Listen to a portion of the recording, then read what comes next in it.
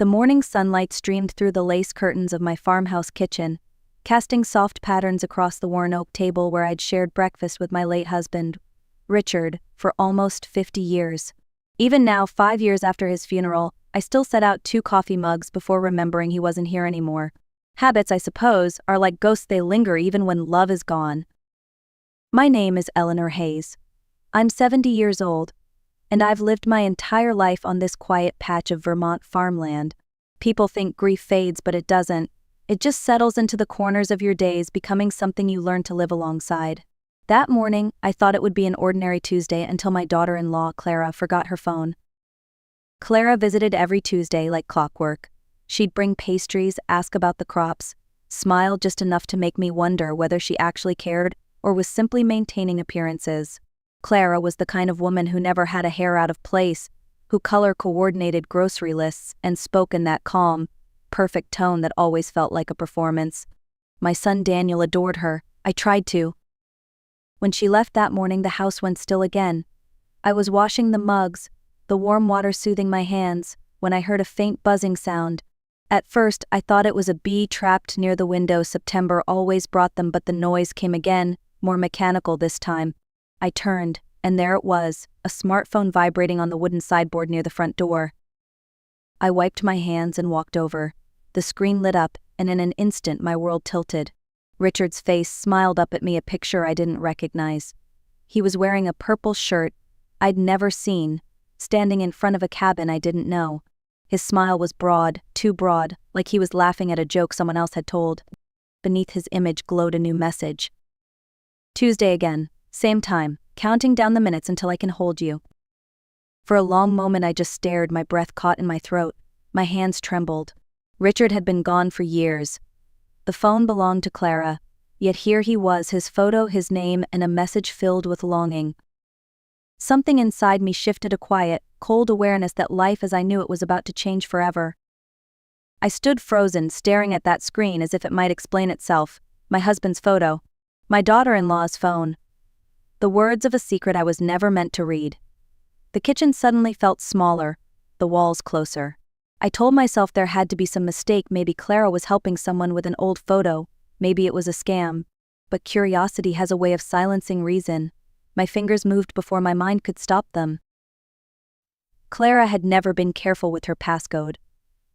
I'd seen her type it dozens of times. 0821, my grandson Noah's birthday. The screen unlocked with a soft click, like the sigh of a door opening to a forbidden room. Messages filled the screen. Hundreds of them. The contact name was a single letter T. I scrolled upward and my stomach turned. You make me feel alive again.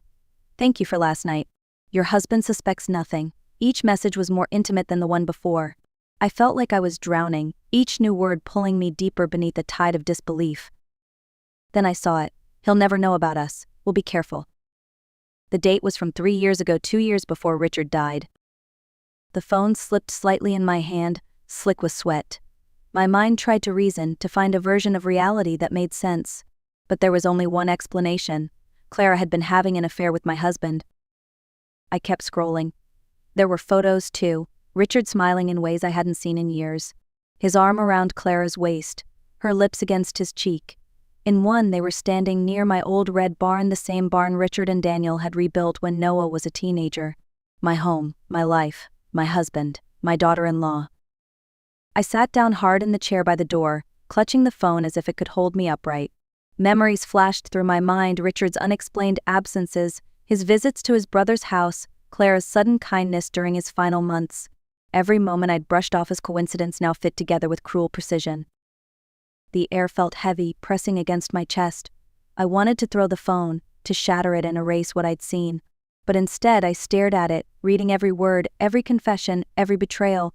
The last message in the thread glowed back at me. The farm is perfect. She never suspects. Make sure the old woman doesn't see us. The old woman, me. My hands began to shake, not from weakness but from something deeper, a quiet fury. I realized then that grief wasn't the only thing that could live quietly in a house. So could betrayal, and revenge was beginning to stir beside it. I didn't sleep that night. I sat at the kitchen table with Clara's phone in front of me, the screen dark now, but the words still burned behind my eyes. Betrayal has a sound. It's the hum of a refrigerator at 2 a.m., the creak of an old farmhouse settling, the quiet pulse of your own heartbeat when the world stops making sense. By morning, I'd convinced myself there had to be more truth, more proof, something to explain how far this betrayal went. I brewed coffee, though I barely tasted it, and reopened the phone. The newest message sat waiting, timestamp just before midnight. Same time today. The cabin. Bring the wine. The cabin. My heart stuttered. Richard used to mention a cabin, one he'd inherited from his uncle years ago, somewhere near Lake Champlain. He'd said he sold it before our retirement, claimed the upkeep was too much, but if the cabin still existed, then the lie had started long before I ever found that phone. I searched through the photos again, paying closer attention this time. In one, Richard stood beside Clara, both of them laughing, the edge of a wooden porch visible behind them. A small sign hung over the doorframe, the paint faded but readable, Hayes Cabin. My husband hadn't sold it, he'd kept it and shared it with her. The phone buzzed suddenly, making me jump. Another message from T. Don't forget the purple dress, you know it drives me crazy. I stared at the words until they blurred. My breathing grew shallow. Whoever T was, he wasn't a stranger. He knew about Richard, about the cabin, about the history. The affair hadn't ended when Richard died. It had continued with someone else stepping into his place. My thoughts spun toward one name, Thomas, Richard's nephew. He'd helped manage the estate after Richard's death, always checking on the property records, always offering to handle the details. I remembered his smooth charm, his quiet confidence, and how Clara always smiled a little too brightly when he visited. The truth was no longer unthinkable, it was unfolding. They weren't just lovers, they were partners, and whatever they were planning next, it wasn't over. I set the phone down, my pulse steady now, a strange calm replacing the shock. Tuesdays, the cabin, the wine, if that was where their lies lived, then that was where I'd find the truth. 2 days passed before I saw anyone. I avoided phone calls, skipped church, and pretended I had a cold when neighbors stopped by. My mind was a storm I couldn't quiet. Every time I tried to rest, I saw Richard's smile in those photos, Clara's hand on his chest, the way she'd called me mom while sneaking behind my back. Then, late Friday afternoon, I heard the crunch of tires on the gravel driveway. Through the window, I saw a police car. My stomach clenched. A tall woman in a gray coat stepped out, her badge catching the last of the sunlight. "Mrs. Hayes?" she asked, extending a hand.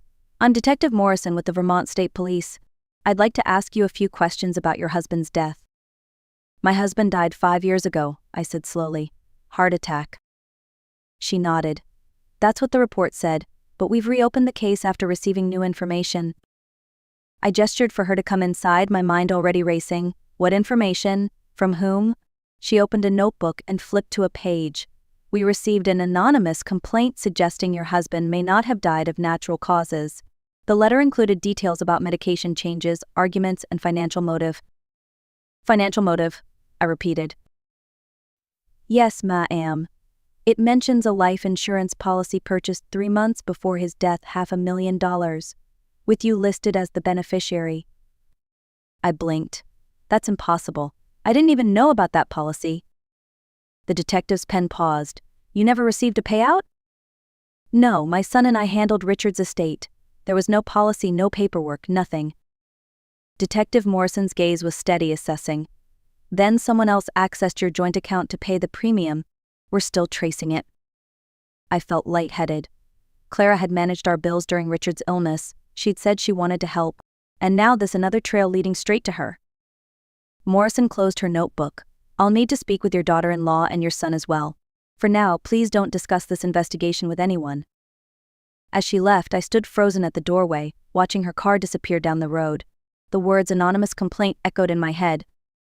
Someone had accused me of murdering my husband. I glanced toward the drawer where Clara's phone was hidden and whispered into the empty house. "If it's war you want, you've just declared it." That night, I told Daniel everything. Not every sordid detail, but enough. About Clara's phone, the messages, the photos, and the detective's visit. At first, he stared at me in disbelief. Then he asked to see the phone. The look on his face as he scrolled through the messages broke something inside me. "She was sleeping with Dad," he whispered, his voice raw. all those years while pretending to care for him. I wanted to reach for him to take away the pain, but there are some truths that can't be softened. There's more, I said quietly. She's still seeing someone, a man named T. Daniel rubbed his temples. Tom, it has to be Tom. He was right. Thomas Hayes, Richard's nephew, Daniel's cousin. The same man who'd handled the estate paperwork after Richard's death. He'd been around constantly back then, always volunteering to help Clara with finances, acting like a hero when I was too numb to think straight. We need proof, Daniel said. We spent the next morning combing through the phone again. Clara had been meticulous, deleted call logs, hidden photos, but she hadn't known about metadata. Daniel connected the phone to my laptop and extracted location data from her images. One file contained GPS coordinates from just 3 weeks earlier. Here, he said, pointing to the screen, Lake Champlain area. It was less than an hour's drive north, the cabin. We left before dusk, Daniel's truck bumping along the back roads until the pavement turned to gravel. The air grew colder, the trees thicker. Finally, through the trees we saw it, a small wooden cabin with a green roof, lights glowing softly in the windows.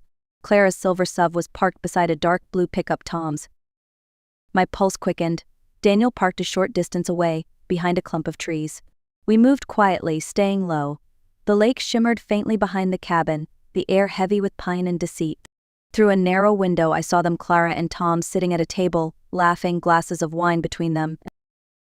Daniel pulled out his phone and began recording. Their voices carried through the thin wooden walls. "Can you believe she still doesn't suspect?" Tom said, smirking. Clara leaned back in her chair, her tone dripping with contempt. The detective bought the story. Once they arrest Eleanor, the insurance money clears. My stomach turned to ice. $500,000 split right down the middle, Tom continued. And after she's gone, no one will question a thing. Clara raised her glass. To Richard Hayes, the man who made it all possible. The clink of crystal echoed in the night. Daniel's hand tightened around mine. They had murdered my husband and were framing me for it. I looked at my son, his jaw set, eyes burning. "Now we know," I whispered, "and they're not getting away with it." When we got back to the farmhouse, neither of us spoke for a long time. The truck engine clicked as it cooled, the sound filling the silence between us.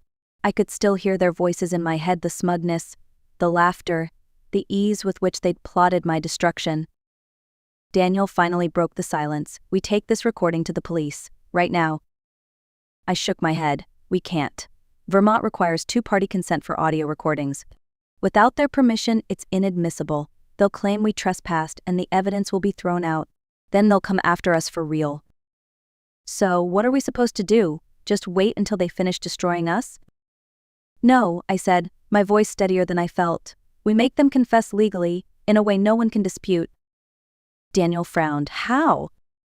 I thought back to the detective's visit, to the complaint, the way Clara had turned everything I'd done into a weapon against me. If she wanted to play a long game, she'd chosen the wrong opponent. "We set a trap," I said. "I'll meet Tom alone. I'll tell him I'm willing to confess to Harold's N.O., Richard's death, to take the blame, as long as they agree to keep you and Noah safe. I'll make it sound like I'm surrendering." Daniel's eyes widened. "Mom, that's insane." "It's strategic," I corrected softly. "If he believes I'm broken, he'll let his guard down.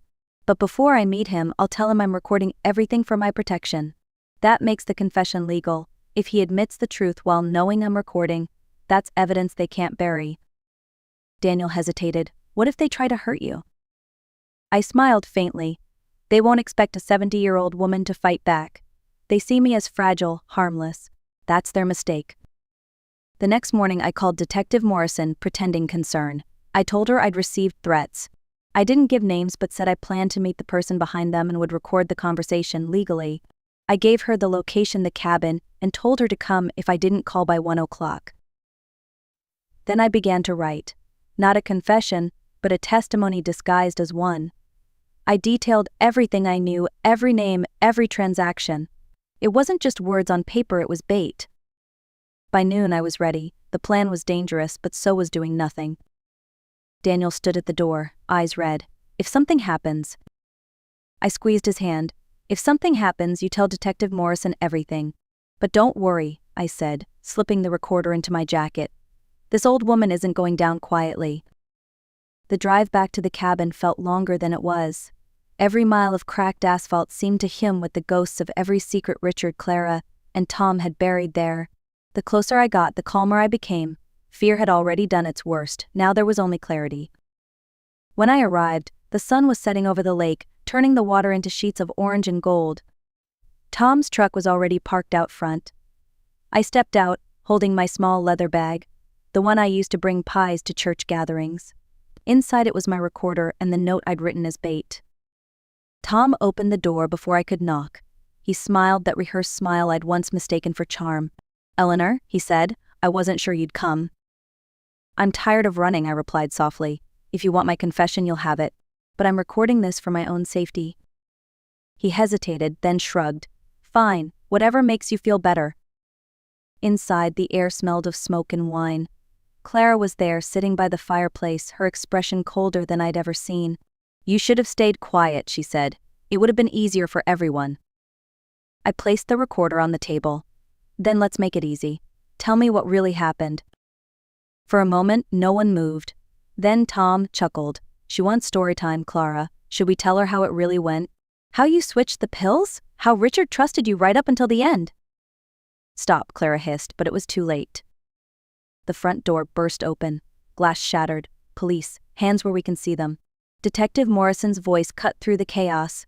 Tom reached for something under the table, a gun, but Daniel was faster. He crashed through the side window, tackling Tom to the floor as officers flooded in. The recorder was still running, capturing every word, every confession. For the first time in 5 years, I exhaled. Justice had finally stepped into that cursed cabin. The next few weeks passed like a dream I couldn't wake from. Police cars, statements, trials, words that used to belong to television dramas now filled my real life. The evidence was overwhelming, the audio recording, the financial records, and the video Daniel had taken outside the cabin weeks earlier. Clara and Tom were both charged with second-degree murder, insurance fraud, and conspiracy to frame me for a crime I didn't commit. During the trial, Clara avoided my eyes. She looked smaller somehow, no perfect smile, no polished charm, just fear. Tom tried to shift the blame, but the judge didn't buy it. When the verdict was read, I felt no triumph, only release. Richard finally had his peace, and so did I. Months later, I sat on the porch of my farmhouse, the same wooden boards Richard built decades ago. Daniel joined me, holding 2 mugs of coffee just like his father used to. My grandson Noah ran through the fields, his laughter cutting through the quiet like sunlight through fog. "You did it, Mom?" Daniel said softly. "No," I whispered, watching the horizon. "We did it. And maybe he's watching too." The insurance money was returned to Richard's estate. I used it to create a scholarship fund in his name. Money meant for lies now turned into something that could help others tell the truth. As the sun dipped behind the trees, I thought about everything that had happened. Betrayal, grief, justice, they'd all walked through my door. But so had strength. Age hadn't weakened me, it had taught me patience, clarity, and courage. If you're listening to this story, remember, no matter how dark it gets, truth has a way of finding its way home. Like this video if you believe wisdom and justice never grow old, and tell me in the comments where you're watching from.